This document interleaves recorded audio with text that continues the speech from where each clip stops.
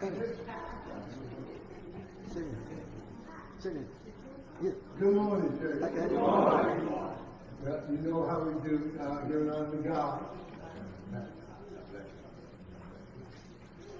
Deacons, members and friends. I guess I'll go and introduce myself. My name is Tony Durden, and I am the Sheriff of Caswell County. I don't think I need to introduce myself because this is part of my family, right here. And most of you, this phone is on? Oh, my bad. But no, most of you are my neighbors, and I'm very thankful for that. And I'm very thankful, and I thank God for the opportunity to be able to fellowship with you today. Now, I won't be in front of you for long, but I come, first of all, to apologize for last month, because I totally forgot about it. And the old saying goes, they say it's blame on my head, not my heart, because they called me and said, well, where you at? I said, well, I ain't where I'm supposed to be. So with that being said, we going to talk about a serious topic today. Now, there is, Leroy asked me a couple of months ago, could I come in or could I send someone to come and speak about fentanyl. Fentanyl, there is really no just law against fentanyl, but fentanyl is the main #1 killer for overdoses in the United States of America. Just because fentanyl, fentanyl has no respect of race, creed, or color. It kills all people just the same. It takes you out, and 77% of the overdoses in America are because of fentanyl. And we all have someone that we know or someone in our family that has an addiction problem. And don't get me wrong, some people say addiction are weaknesses, and most understand that addictions are illness. Because the problem is, I tell the story all the time, I used to chew tobacco. About 15 years ago, about 20 years ago, I used to chew tobacco. The hardest thing in the world for me was to give up chewing tobacco. And just think about you all who had to give up smoking, how tough it was. Now, let's think about a pack of Winston, and then let's think about crack and heroin and fentanyl, how tough it is to give that up. The problem is, I don't care how great the need or urge I had for tobacco, I wouldn't go rob somebody's house. I wouldn't go sneak in your backyard and cut off your catalytic converter. I wouldn't go do this. I wouldn't go to the church and cut off the catalytic converter for a cube red man. So understand this. Once they get on these drugs, they do anything to get it. So the law, just talking about the law, it's illegal to possess illicit drugs. And now that's pretty much it in a nutshell. The problem is, you can debate about, well, the penalties for crack is more than powder. The penalties for this and penalties for that.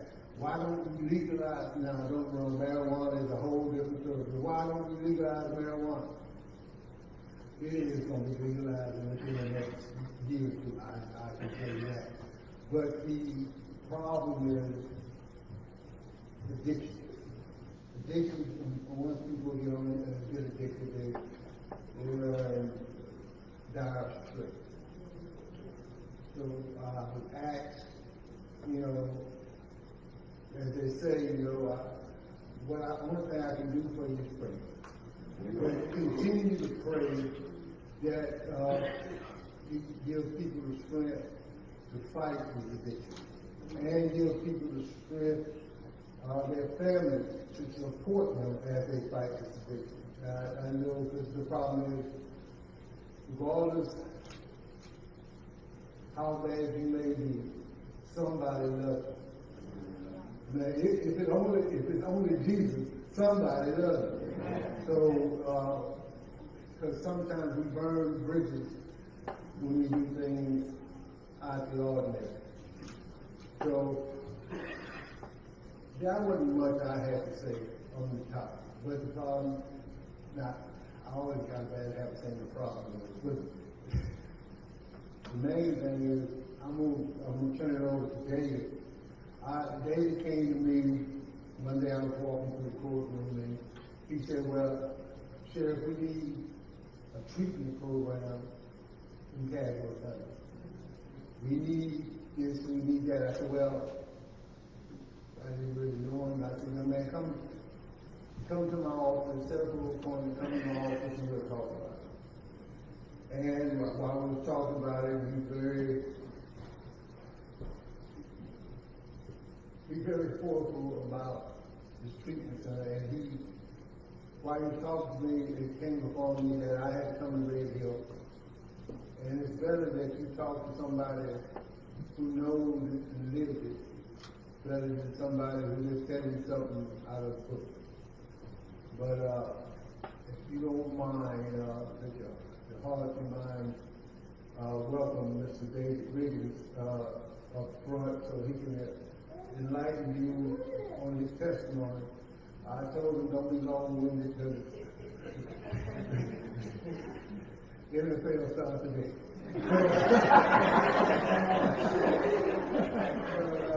God be with you, God bless you. I'll turn it over to David if he don't mind.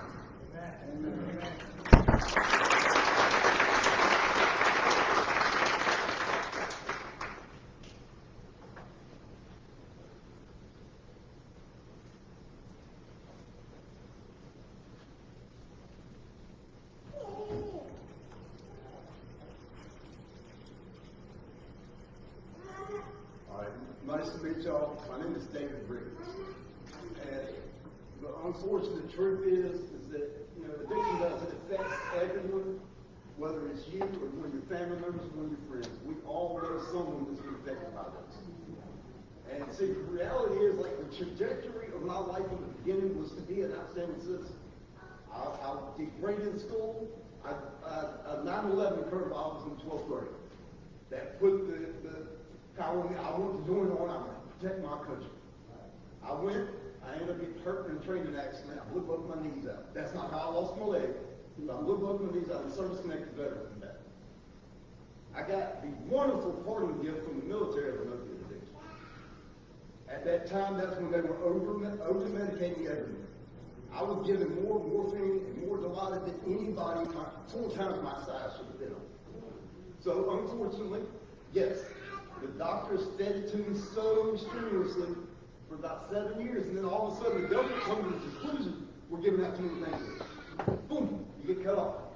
When you are physically addicted by that point to such an extreme that you end up having to search with it.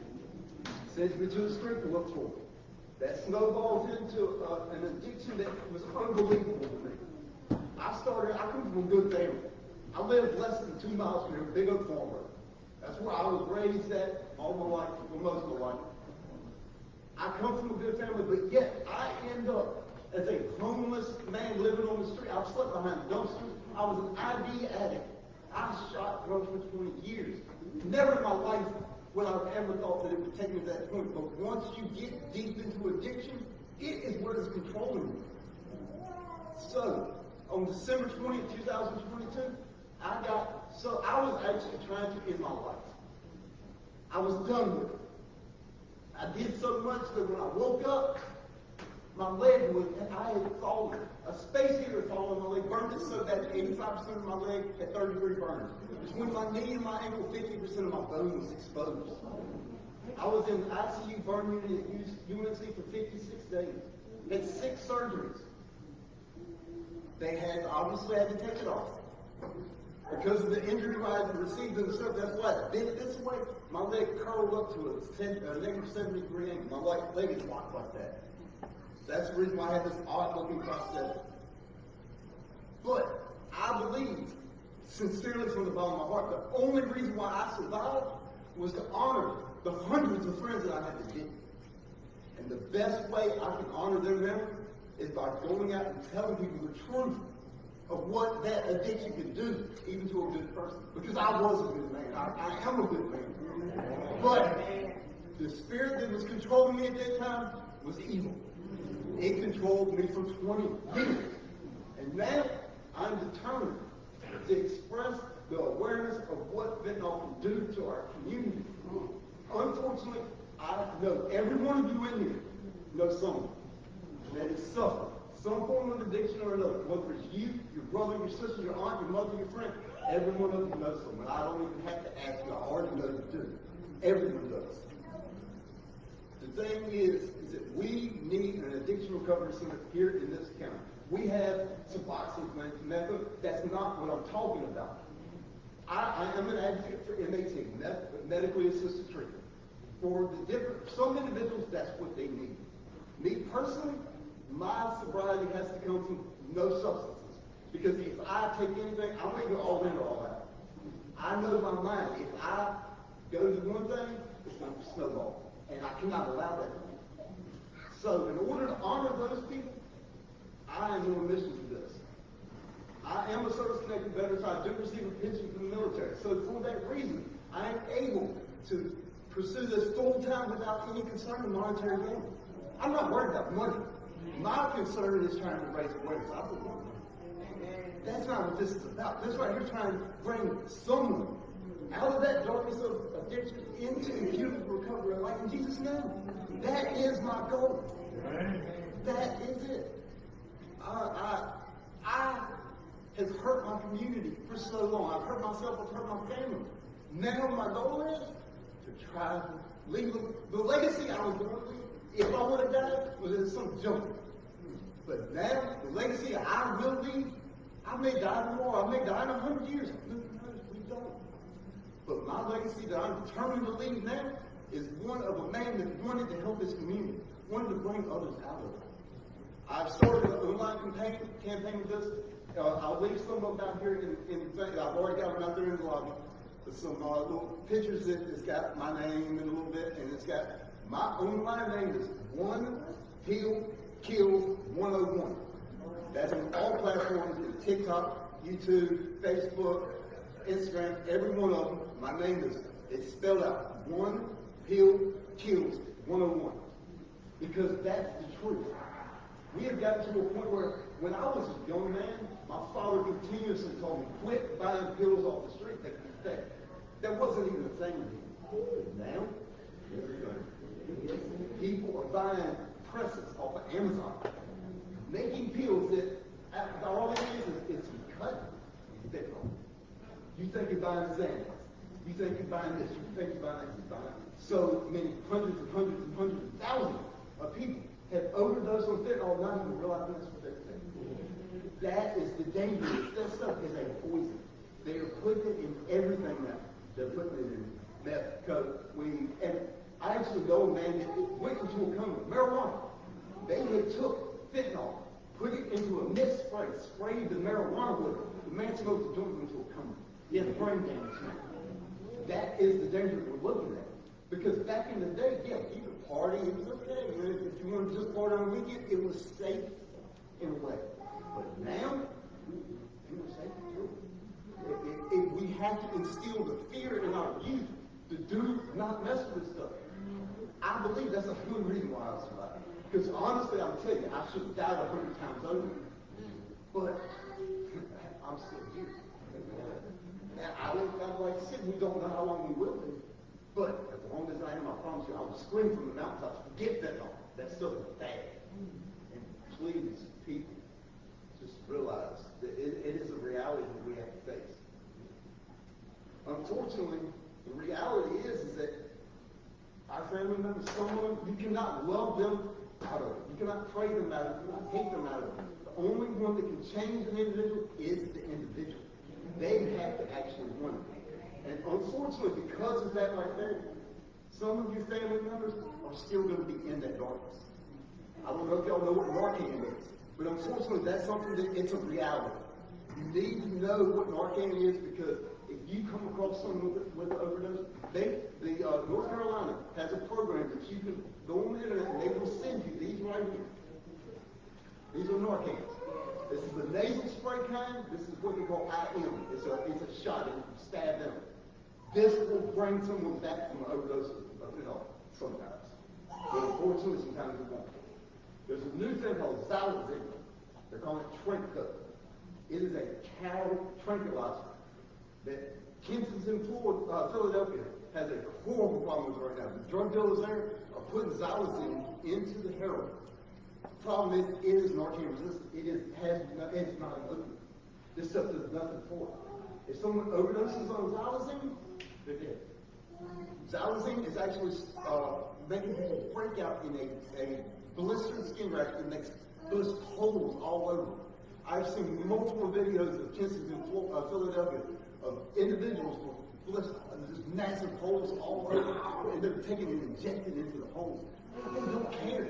Once you get into that form of death, it's got full control. The point is that we need something here to help bring people out. And that is my goal. Within a year from now, I plan on trying to have one. Me and the sheriff discussed the other day. What I'm going to do, I'm going to start a 501c, a nonprofit organization, directly for trying to get this addiction recovery center built. Obviously, that will be something with transfer books, all that right there, where everyone will know that's not going to go in any single person because I don't want monetary gain. I want this gift. So once we get that right there, then we can begin the process of trying to get this thing done. Because I'm sorry, it is what it is. It's reality. And we've got to face it. We've got to face it. I thank y'all for giving me a little bit of time this morning, and I hope you all